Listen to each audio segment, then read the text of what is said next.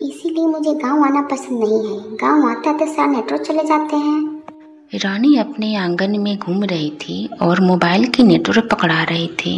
बेटा तुम इधर हो, मैंने तुम्हें कहाँ कहाँ नहीं ढूंढा। चलो तेरे दादी जी ने छत पर तेरे लिए बिस्तर लगा दिया है। नीचे बहुत गर्मी है, बिजली भी कट जाती है गांव में। पर मम्मी मैं तो नीचे ही सोऊंगी, मुझे छत पर सोना अच्छा नहीं लगता। बेटा यहाँ गांव में सब कोई छत पर ही सोते हैं। छत पर ठंडी ठंडी हवा चलती है और गर्मी भी नहीं लगती। नहीं नहीं, मैं नीचे ही गर्मी में ही सोना पसंद करूंगी, पर ऊपर छत पर सबके साथ में नहीं। तभी रानी की दादी आ जाती है। बेटा ये सब बातें मायके तक ही ठीक रहती है। कल क्या शादी हो जाएगी तो क्या ससुराल में भी इसी तरह नखरे दिखाओगी? लड़कियां मायके में ऐसी छोटी छोटी बातों के लिए नखरे दिखाती है तो उनको ससुराल भी ऐसे ही मिलती है। कहीं तेरे ससुराल वाले भी छत पर सोने वाले मिले तो क्या करेगी तू? इसीलिए तुझे अभी से ही छत पर सोने की आदत डालनी पड़ेगी।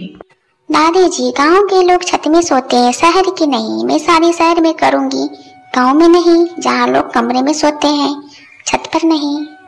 इतना करके रानी अपने कमरे में चली जाती है और दरवाजा बंद करके सो जाती है। समय बीतता है और रानी की कॉलेज कंप्लीट हो जाता है। रानी के माता पिता शहर में ही रानी के रिश्ता कर देती है और रानी की शादी हो जाती है। रानी पता है मैं कब से इस दिन का इंतजार कर रहा था। फाइनली इस दिन आ ही गया। राजू मैं भी तो इस दिन की बेसब्री से इंतजार कर रही थी। कहीं तुमने सोचा है कि हनीमून में कहाँ चलना है? राजू रानी के हाथ पकड़कर बातें कर रही होती है। तभी राजू अचानक से खांसने लगता है। राजू तुम यहाँ बैठो, यहाँ पानी नहीं है, मैं किचन से पानी लेकर आती हूँ। ठीक है जल्दी आना। रानी ससुराल में नई थी, इसीलिए उनको किचन ढूंढने में समय लग जाता है। रानी किचन ढूंढते ढूंढते यह देखती है कि उनके ससुराल में जितने भी कमरे हैं वह सब खाली पड़ा है। बाहर भी कोई व्यक्ति नजर नहीं आ रही है। राजू को पानी देने के बाद जब रानी ये सारी बातें राजू को बताती है तब राजू बोलता है, रानी आज मौसम अच्छा है ना, इसीलिए सभी लोग छत पर सो रही है। इसीलिए तुम्हें कोई व्यक्ति नीचे नहीं देखे। मुझे लगा आज हमारी शादी है ना, इसीलिए हमारे घर वाले हमें प्राइवेसी दे रही है। सारी रात रानी और राजू इसी बारे में बातें कर रही होती है। अगले दिन सुबह रानी सुबह सुबह उठी है और घर की सारे काम कर लेती है। रात के खाने के बाद जब रानी अपनी किचन समेटकर अपने कमरे में आती है तो देखती है, ये क्या, मेरी बिस्तर कहाँ गया? चादर तकिया कुछ भी नहीं है कमरे में। भाभी आपके कमरे से बिस्तर में ले गई लगने के लिए। छत पर आज मौसम कितना अच्छा है, बस आप भी सारी लाइट बंद करके छत पर आ जाइए। हाँ पर छत पर क्यों ना जी? हाँ भाभी, वैसे हम लोग ना ज्यादातर छत पर ही सोते हैं। आज तो मौसम भी काफी अच्छा है, ठंडी ठंडी हवा चल रही है। चलिए अब आप भी आ जाइए। रानी जब छत पर आती है तो देखती है कि उनके ससुराल वाले सब भी छत पर बैठी है और सोने की तैयारी कर रही है। चलो अब तो हमारी बहू भी आ गई है, अब हम सब एक साथ सोएंगे। नहीं नहीं माँ जी, मैं छत पर नहीं सो सकती। मुझे छत पर इस तरह सोना बिल्कुल पसंद नहीं है। अरे बहू, हम किसी और की छत पर थोड़ा न सो रहे हैं या किसी रिश्तेदारों के साथ सो रहे हैं। अरे अपनी छत है, वाला सोने में क्या शर्म। माँ जी मैं कभी छत पर नहीं सोई। यहाँ तक जब मैं गांव में जाती थी तब भी मैं छत पर नहीं जाती थी सोने। पहले बाकी सब बाहर सोए, मैं नहीं सो सकती छत पर इस तरह। रानी हम सब सो रहे हैं ना, तो फिर तुम्हें सोने में क्या दिक्कत है? चुपचाप से आकर सो जाओ। अपने पति के कहने पर रानी को न चाहते हुए भी सोना पड़ता है। ससुराल वाले को तो छत पर सोने का आदत थी, लेकिन रानी इससे पहले छत पर कभी नहीं सोई थी, जिसके चलते उसे काफी परेशानी हो रही थी। ये लोग काफी आराम से सो रहे हैं, मैं तो पैर भी नहीं पसार सकती और मेरा पैर सचमुच काफी अजीब लोग है। इन लोगों की जरा भी शर्म नहीं है क्या कि नई नवली दुल्हन को इस तरह छत पर नहीं सुलाना चाहिए। रानी सारी रात सो नहीं पाती है ठीक से। ऐसे ही सुबह हो जाती है और फिर रानी जल्दी से नीचे आ जाती है और अपने कामों में लग जाती है। फिर जैसे ही रात होती है तो माया को न चाहते हुए भी छत पर सोने जाना होता है, लेकिन आज का मौसम और दिन से कुछ अलग था। ठंडी ठंडी हवाएं चलने के बजाय आज कुछ आंधी तूफान भरा हवाएं चल रही थी। आंधी चलनी शुरू हो गई है, हमें नीचे चलनी चाहिए सोने। देखिए चटाई और चादर भी बार बार उड़ रही है। अरे बहू, इतनी ठंडी हवाओं को तू आंधी तूफान कैसे कह रही है? देखो पहले कितनी पसीना थी, अब मेरी पूरी पसीना सूख गई। क्या तुझे ठंडी हवाएं नहीं पसंद क्या? और नहीं तो क्या बहू, ये चादर और ये चटाई अच्छे से पकड़ कर बैठो, कौन सा तूफान आ गया है। रानी के ससुराल वाले तो इस आंधी को काफी एंजॉय कर रहे होती है, वहीं रानी बार बार परेशान हो रही होती है। कभी चादर उड़ती है तो कभी चटाई, कभी मिट्टी रानी की आंखों में आती है तो कभी बाल उड़ जाती है उनकी। ये भगवान क्या मुसीबत है, जून जुलाई के महीने तो ऐसा आंधी तो अक्सर आएगी। मेरा क्या होगा इसी तरह चलती रही तो। ऐसे ही कुछ दिन गुजर जाती है, लेकिन हर रात रानी को हवा आंधी में छत पर सोना अच्छा नहीं लगता। रानी जैसे तैसे करके आंधी में सोने को कोशिश करती है, तभी तेज आंधी के साथ साथ बारिश भी शुरू हो जाती है। अरे अब सब बारिश में क्यों भीग रहे हैं, नीचे चलिए, साल की पहली बारिश है, पड़ जाओगे बीमार। जल्दी से बिस्तर उठाइए और नीचे चलिए। भाभी आप कैसी हैं? इतने सुहाने मौसम को छोड़कर नीचे जाने का मन कैसे कर रहा है? माँ मैं तो कर रही हूँ, आज हम बारिश में ही भीगते भीगते सोएंगे ताकि हमारी सारी गर्भ उड़न छू हो जाएगी। माँ मेरी बहन ठीक कर रही है, ऐसी बारिश को छोड़कर नीचे जाने का मन ही नहीं करता। लगता है इन लोगों का मानसिक संतुलन खराब हो गया है। बारिश में भीगते तो सोना था, पर बारिश में सोता है कौन भला? खुद तो बीमार पड़ेगा ही, मुझे भी बीमार करवाएंगे। अपने ससुराल के चलते रानी को छत पर ही सोना पड़ता है। अगले दिन जब रानी आईने में देखती है तो उसके शरीर में छोटे छोटे लाल दाने निकल आते हैं। साथ ही रानी को अब हल्का हल्का बुखार भी आने लगता है। खुद तो बीमार होगा ही, साथ ही मुझे भी बीमार कर दिया इन लोगों को। क्या है, पूरे दिन तो कमरे में बैठे रहते हैं, लेकिन घर का सारा काम तो मुझे ही करनी पड़ती है। ऐसे ही कुछ दिन बीत जाती है। एक दिन अपने सास और ननद को बात करते हुए सुनते हैं। माँ आज के मौसम तो और भी अच्छा है, चलो ना हम छत पर सोते हैं। बेटा हम रोज छत पर सोते हैं, अब तो छत के बिना कहीं नींद भी नहीं आती है। थोड़ी और देर बाद छत पर जाकर बिस्तर लगा देना। ये लोग तो आज भी छत पर सोने का प्लान बना रहे हैं, और आज तो हवाएं भी तेज चल रही है। इसी तरह अगर मैं छत पर रोज सोती रहूं तो एक दिन मैं ही न उड़ जाऊं। कुछ सोचनी पड़ेगी, क्या करूं क्या करूं। से रानी किचन के काम समाप्त करके अपने कमरे में आती है और पैर पर गर्म पट्टी बांधकर बैठ जाती है। तभी उनकी सास कमरे में आती है। 5 मिनट पहले तो तुम ठीक थी, अभी अचानक तुम्हारे पैर में गर्म पट्टी कैसे बंध गई? क्या बताऊं माँ जी, सोचा था कि आज सोने से पहले जाकर नहा लूंगी, लेकिन जैसे ही बाथरूम में गई अचानक मेरी पैर मुड़ गई। बहुत दर्द हो रहा है, लगता है सुबह तक ही ठीक होंगे। मुझे चलना भी नहीं जा रहा, आज छत पे नहीं सो पाऊंगी। कोई नहीं बहू, तू आज नीचे ही सो जा। अब दर्द है तो कहाँ सीढ़ियों में चढ़कर ऊपर जा पाओगी।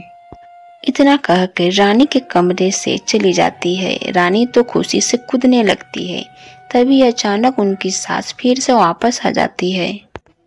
अरे अभी तो पैर में मोच थी, अभी ठीक हो गई, कूद रही है। ये सब नाटक थी ना कि छत पे ना सोना पड़े। माँ जी मैं चुप कर, मैं तो कुछ कहने आई थी और ये तेरी नाटक देख ली।